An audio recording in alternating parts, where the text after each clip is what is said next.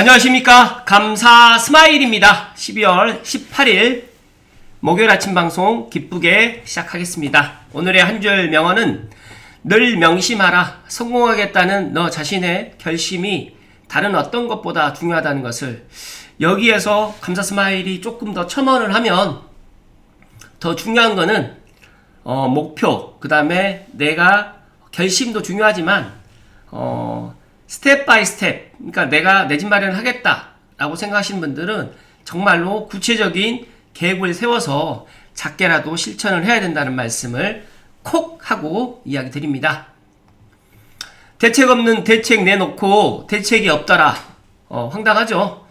주택 공급을 지금 자신하던 지금 민주당 이재명 대통령 포함해가지고 여권에 많은 분들이 지금 TF 출범 후에 아무런 이야기가 나오지 않고 있고 계속해서 언론 플레이만 좀 하는 것 같은데 어떻게 생각하십니까?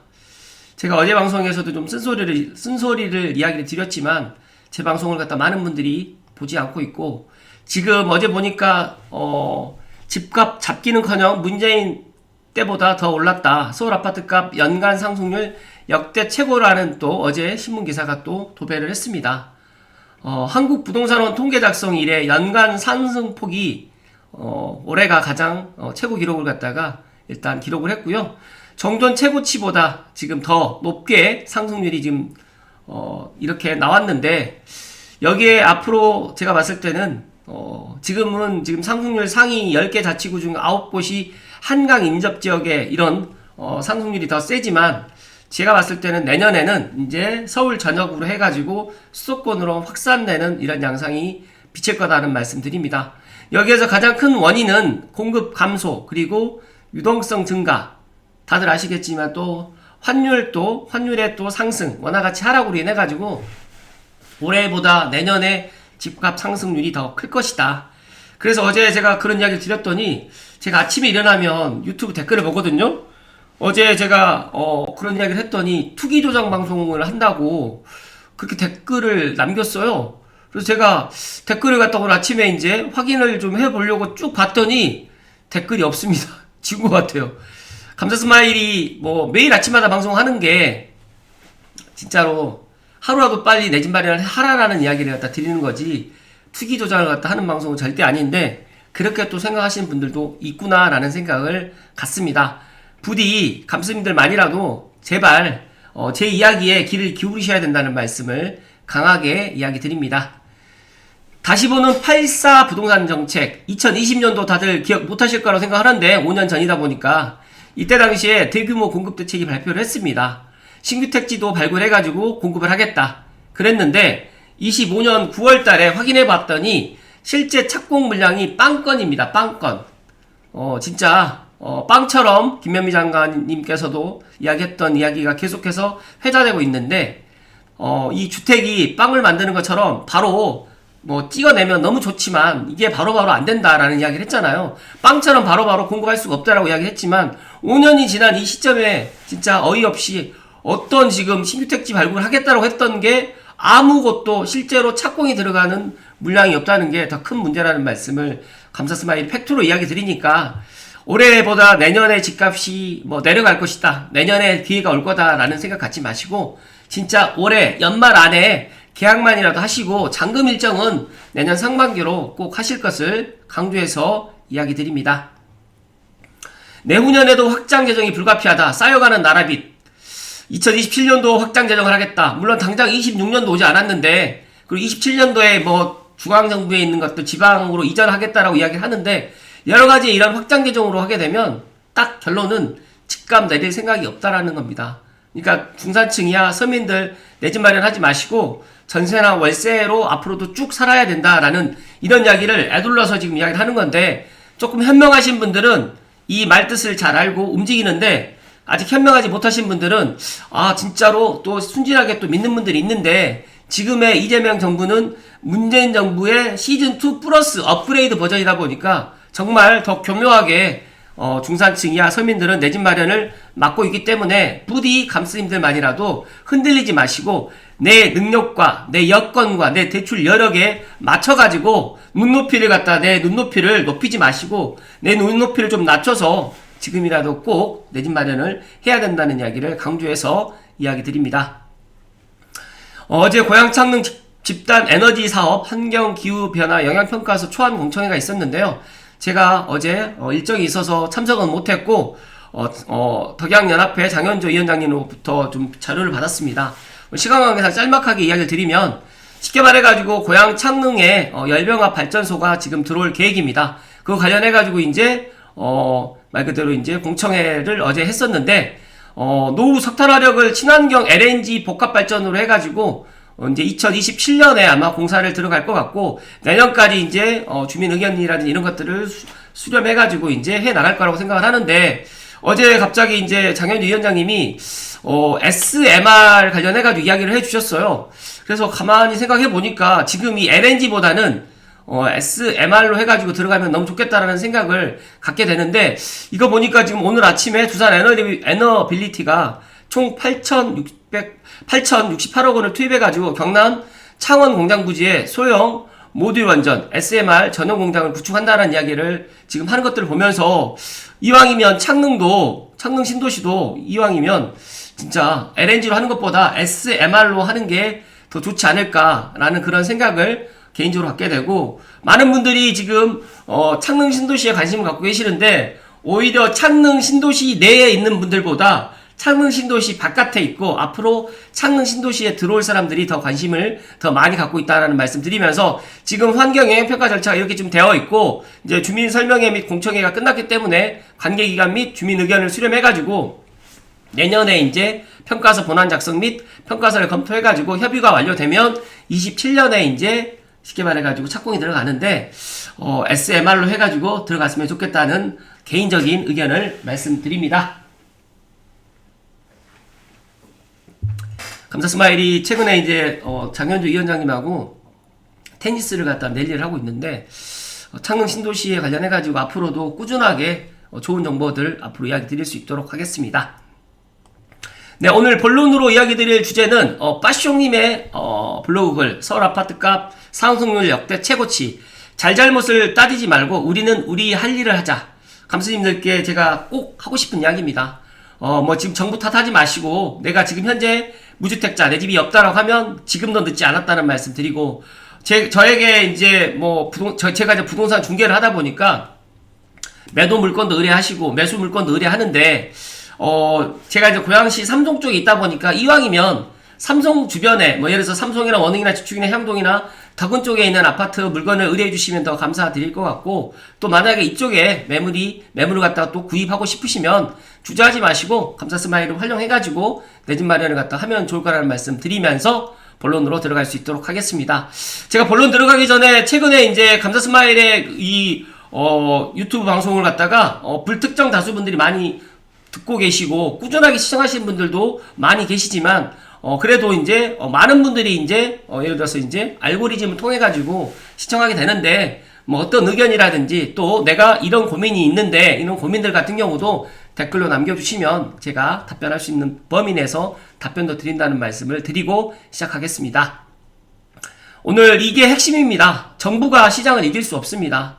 감사 스마일이 부동산 현장에서 17년 동안 있으면서 정부가 규제를 하고 정부가 이렇게 억제를 하잖아요. 그러면 당장 부동산 가격이 올라가는 경우도 있고 그리고 시간이 좀 지나고 난 다음에 올라가는 경우도 있지만 시장을 이길 수가 없습니다. 그러함에도 불구하고 많은 분들은 집값이 내려가게 되면 집을 더 못 사는 게 제가 지난 17년 동안 부동산 현장에서 느꼈던 결론입니다. 그렇다고 하면 어떻게 해야 될까? 제가 생각해보니까 남들 관심 갖지 않을 때 그리고 가격이 이제 눌러져 있다가 이제 올라가기 시작할 때 사람들이 더 많이 산다라는 말씀 드립니다. 많은 경제학자들이 수없이 강조해온 명제입니다. 지난 25년 시장을 복귀해봅시다. 15일 대책으로 규제를 쏟아부었지만 결과는 어땠습니까? 서울 아파트값 연간 상승률이 8.04% 19년 만에 최고치를 찍었습니다.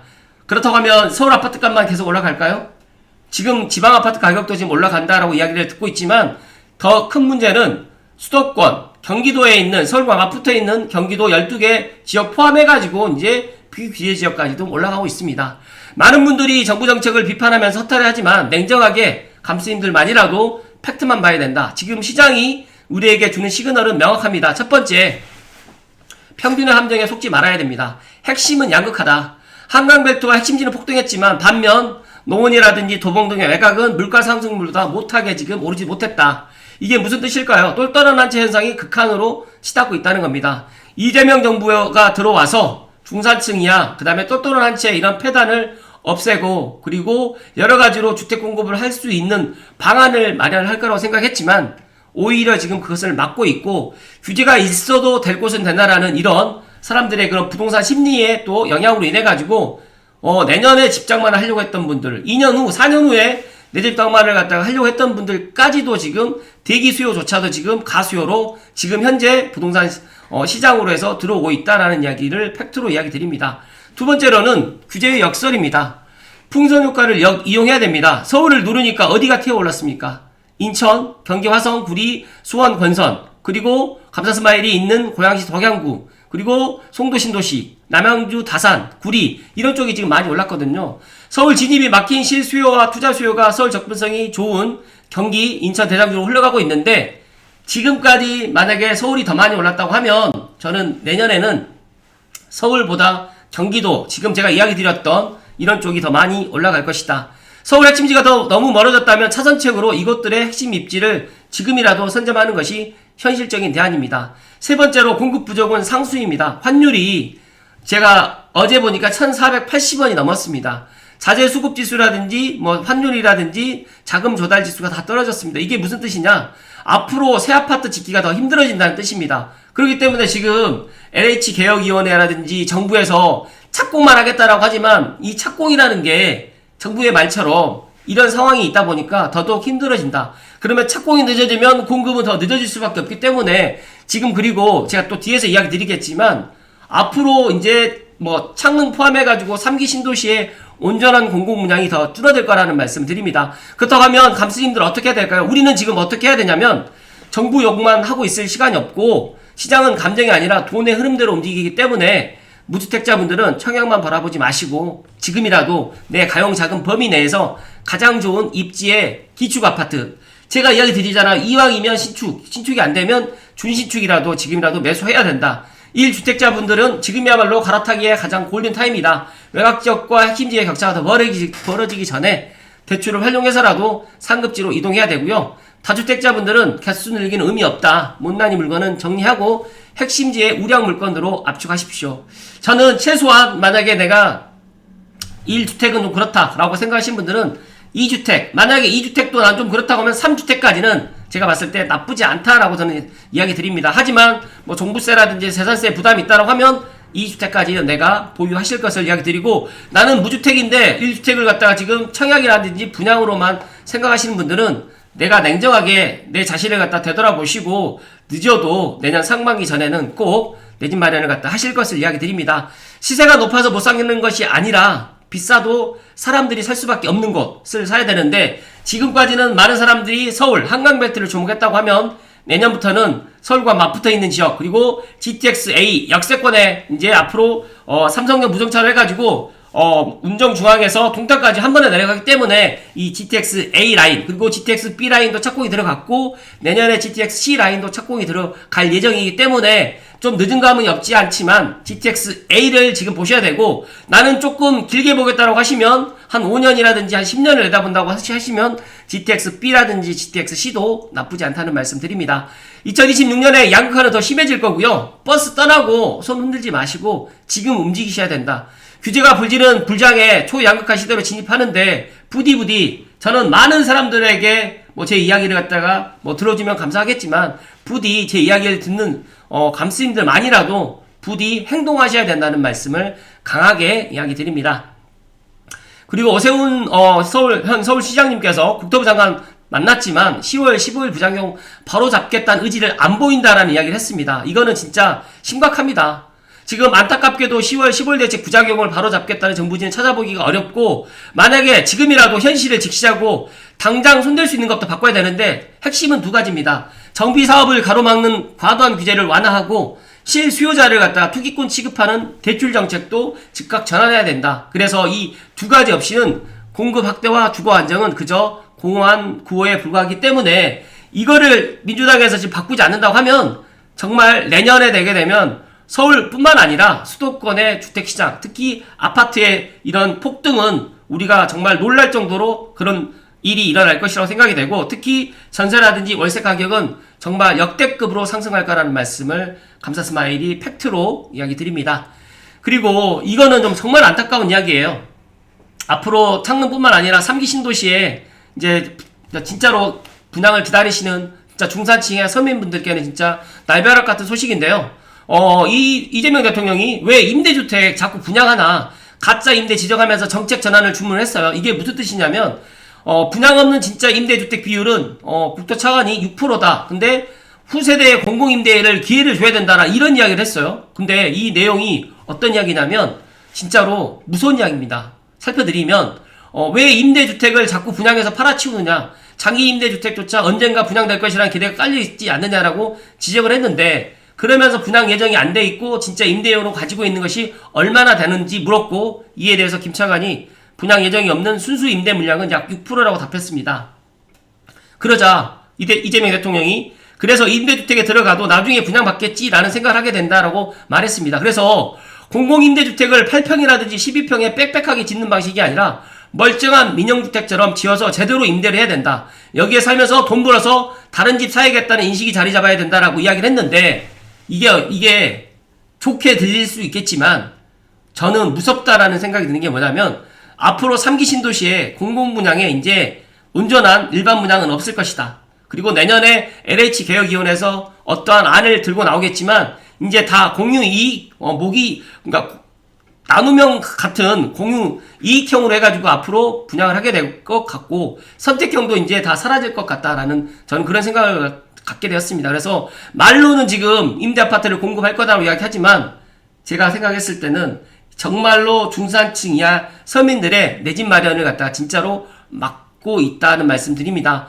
정부 믿고 기다린 창릉 대기자들 서울 외곽도는 삼원지향 덕으로 가겠네요 라고 지금 이야기를 하는데, 진짜 이 이야기가 내년 되면 감사스마일이 그때 했던 이야기가 맞구나라고 생각을 하시게 될 거라는 말씀 드리면서, 진짜로 창릉 3기 신도시에 공공분양 기다리지 마시고, 진짜 사전제약 당첨되신 분들은 공공분양을 기다려야 되겠지만, 그리고 나는 진짜로 종잣돈이 없다라고 생각하시는 분들은 공공분양 기다려야 되겠지만, 진짜로 중요한 거는 온전한 공공분양은 더 없어질 것이고, 공공분양이니까 쌀 거다라는 생각 절대 가지시면 안 될까라는 말씀 드리면서, 그나마 좀 다행스러운 거는 청약 미달에 발칵 뒤집혔는데 3기 신도시 놀라운 반전에 제가 남양주 왕수 관련해가지고 B17블럭에 대해서 지난번에 한번 제가 꼭 분양을 받아라고 이야기를 했는데, 신혼특공도 267대1, 그 다음에 100대1에 남양주에 이런 청약 경쟁률을 갖다가 갖게 되었습니다. 그래서 B17블록 같은 경우에는 진짜로 로또다는 말씀 드립니다.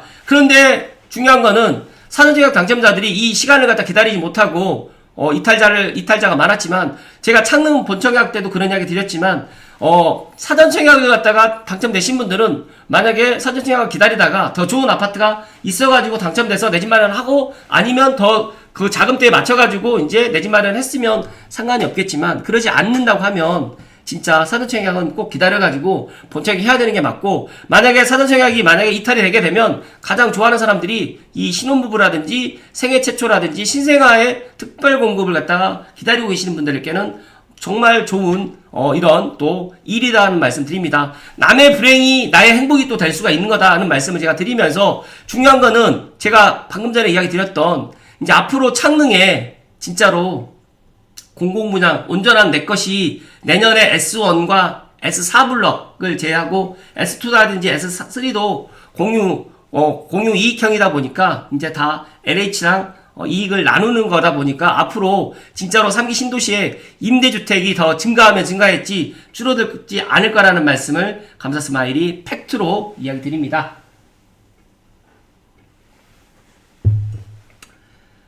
감사스마일 생각은 그렇습니다. 많은 분들이 지금 서울 아파트 가격만 올라가고 고양시 아파트 가격은 안 올라가니까 더 큰 현타가 온다라는 그런 이야기도 저에게 많이 하시고, 창릉에 지금 LNG 발전소가 지금 들어가는데 SMR로 지금 들어가는 것도 또 하나의 좋은 방법이 되지 않을까 생각하는데, 오히려 창릉 신도시 내에 있는 사람들보다 창릉 신도시 바깥에 있는 사람들이 창릉 신도시에 더 관심을 더 많이 갖고 있고, 중요한 건 지금 민주당이라든지 지금 이재명 정부에서는 진짜 주택 공급을 하겠다, 착공을 내년에 하겠다라는 이야기를 하지만 이제 진짜 국민들은 믿지 않습니다.